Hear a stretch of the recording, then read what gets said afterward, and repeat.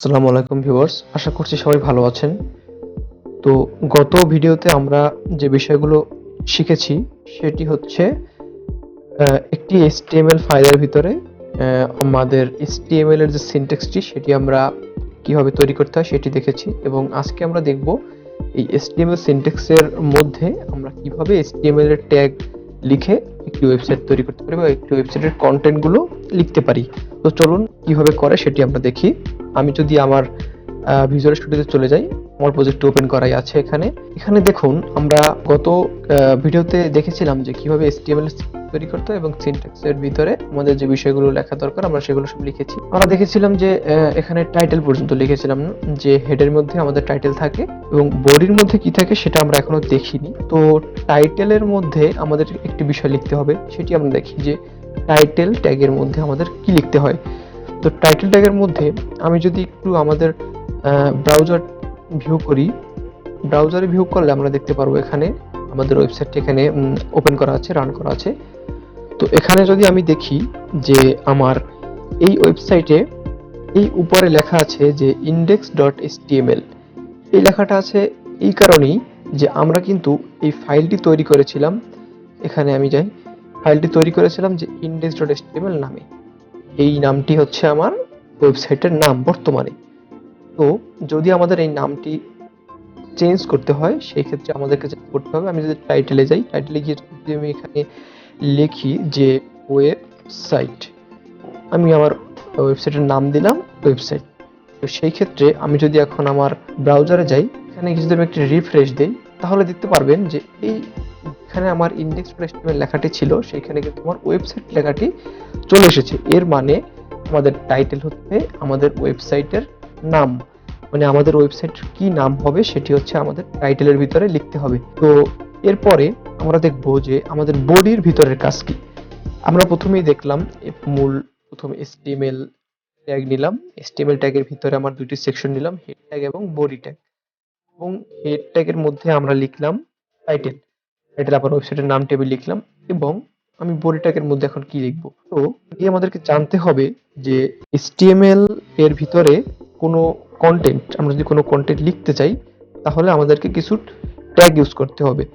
তো যেমন আমরা এই যে HTML ট্যাগ লিখেছি, হেড ট্যাগ লিখেছি, ইত্যাদি ইত্যাদি, এরকম কিছু স্পেসিফিক ট্যাগ আছে HTML এর, সেই ট্যাগগুলো আমরা ইউজ করতে পারি এবং সেই ট্যাগগুলোর মাধ্যমে আমরা একটি ওয়েবসাইট তৈরি করতে পারি। তো এখানে আমি যদি প্রথমেই একটি ট্যাগ আমরা লিখি, যে পি নামে একটি ট্যাগ লিখি, পি। আমি কিন্তু আগেই বলেছিলাম যে HTML এর মধ্যে এনিথিং মানে যে কোনো ট্যাগ লিখতে গেলে সেই ট্যাগটি কিন্তু ওপেনিং এবং ক্লোজিং ট্যাগ লিখতে হবে, মানে ট্যাগের ওপেনিং একটা অংশ থাকবে, ক্লোজিং একটা অংশ থাকবে। তো সেম নিয়মে পি ট্যাগের একটি ওপেনিং আছে এবং সেখানে একটি পি ট্যাগের ক্লোজিং আছে, মানে এটি একটি পরিপূর্ণ ট্যাগ। এবং আমি যদি এই ওপেনিং এবং ক্লোজিং এর মাঝখানে, মানে ওপেনিং শেষ হওয়ার পরে এবং ক্লোজিং শেষ হওয়ার আগে আমি যদি একটু ফাঁকা করি, এখানে এই যে ওপেনিং এবং ক্লোজিং এর মাঝখানে আমরা যে লেখাটি লিখবো সেটি আমার ওয়েব ব্রাউজারে ভিউ হবে। আমি যদি এখানে লিখি যে দিস ইজ মাই ওয়েবসাইট, লেখাটা লেখার পর আমি যদি এখান থেকে আমার ব্রাউজারে চলে যাই, যদি এখানে একটি রিফ্রেশ দেই, তাহলে দেখতে পারবেন এখানে লেখা এসেছে যে দিস ইজ মাই ওয়েবসাইট। তো এটি হচ্ছে আমার ওয়েবসাইটের মূল ভিতরের কন্টেন্ট গুলো, যে কিভাবে আমরা কন্টেন্ট লিখতে পারি। তো আমি যদি আবার আমার কোডে চলে যাই, সেখানে যাওয়ার পরে দেখতে পাচ্ছি যে আমি যদি এখানে পি ট্যাগের মধ্যে লিখলাম যে দিস ইজ মাই ওয়েবসাইট। তো এক্ষেত্রে আপনারা যদি ট্যাগ ছাড়াও লেখেন, আর আমি যদি এখানে লিখি কিছু একটা যে হ্যালো, সেটিও কিন্তু, আমি যদি আমার ওয়েব ব্রাউজারে যাই সেখানে যদি, এখানে যদি আমি একটি রিফ্রেশ করি সেটিও কিন্তু লেখা। তো এই ক্ষেত্রে আমাদের এই দুটোর মধ্যে কি পার্থক্য হচ্ছে, এই ওয়েবসাইটের এখন আমরা শুধু ট্যাগ লিখছি এবং ট্যাগের মধ্যে আমরা ওয়েবসাইটের যে কোনো কন্টেন্ট গুলো অ্যাড করতে পারছি। যখন আমরা সিএসএস এর মাধ্যমে এই যে কোনো ট্যাগের ডিজাইন করতে যাব, সেই ক্ষেত্রে কিন্তু আমাদেরকে এই ট্যাগ মানে ট্যাগ গুলোকে সিলেক্টর হিসেবে সিলেক্ট করতে হবে, না হলে কিন্তু সেই অংশটাকে আমরা ডিজাইন করতে পারবো না।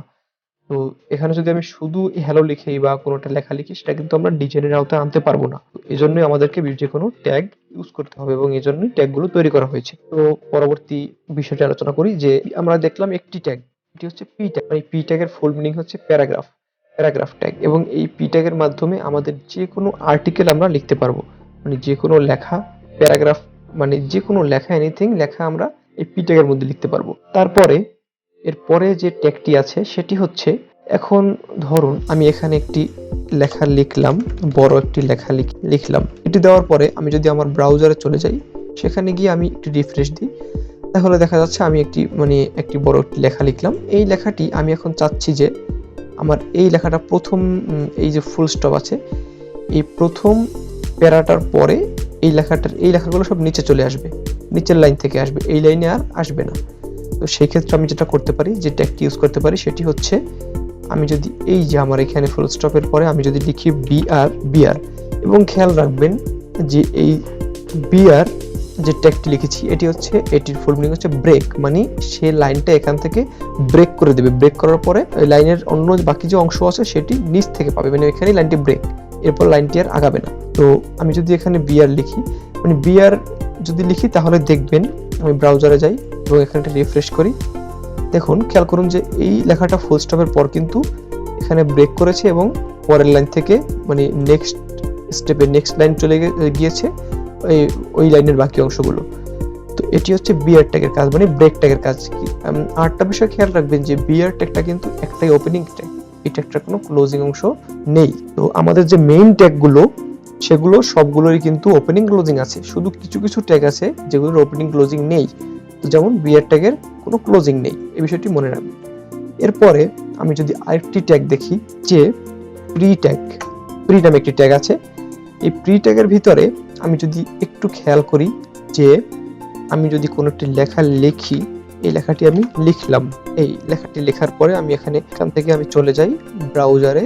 এই যে দেখুন খেয়াল করুন, এই লেখার পরে যে আরেকটি লেখা আসলো, মানে আমি এই লেখাটি একটু আগে লিখলাম এই প্রি ট্যাগের ভিতরে, এবং এই প্রি ট্যাগ কি কাজ করে, যে প্রি ট্যাগের মধ্যে আমি কোনো লেখার পরে এই বিআর ট্যাগ দেওয়ার পরে আমি লেখাটাকে পরবর্তী লাইনে নিয়ে গিয়েছি, ওই লাইনের ওই অংশের পর থেকে।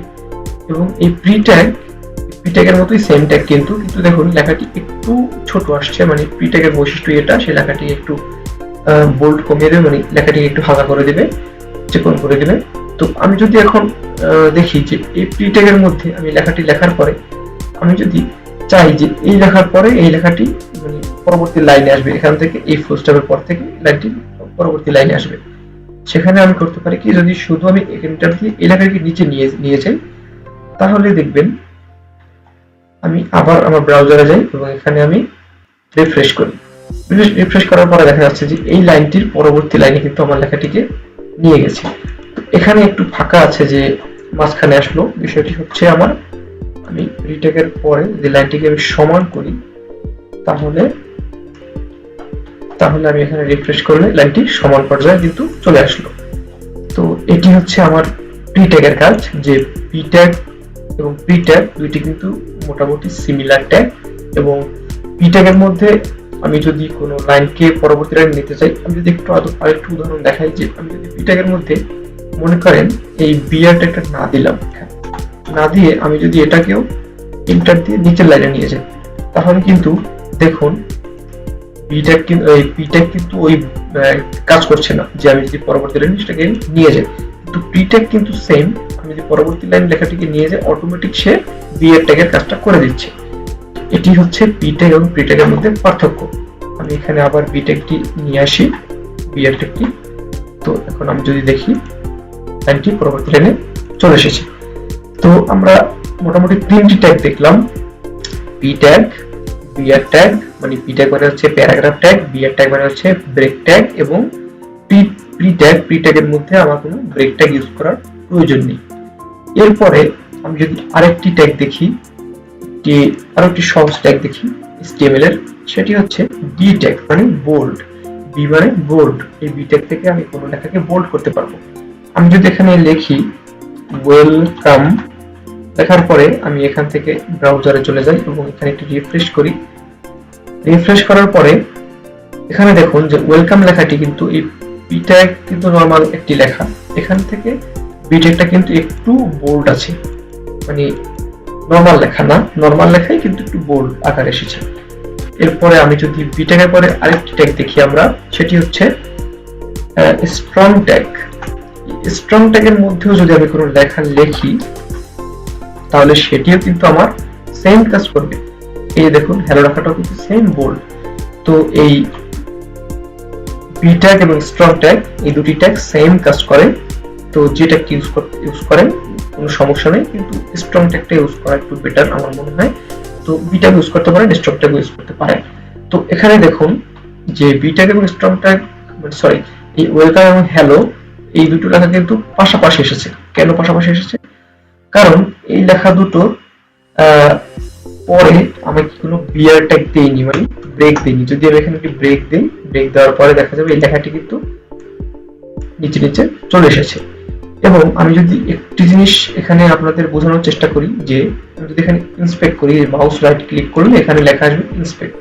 ইন্সপেক্ট ক্লিক করবেন, করার পরে এখান থেকে আমরা দেখতে পারি যে এখানে এই যে সিলেক্টর অপশন আছে, সিলেক্ট করার জন্য একেবারে হাতের বাম পাশে। এখানে যাওয়ার পরে আমি যদি একটু খেয়াল করি, তাহলে দেখতে পারবো যে আমি যদি এই আমার প্রথম যে লেখাটা লিখেছিলাম পি ট্যাগের, সেই লেখাটার উপরে ক্লিক করি, ক্লিক করার পরে দেখুন এই লেখাটা কিন্তু সম্পূর্ণ জায়গাটা জুড়ে এসে গেছে।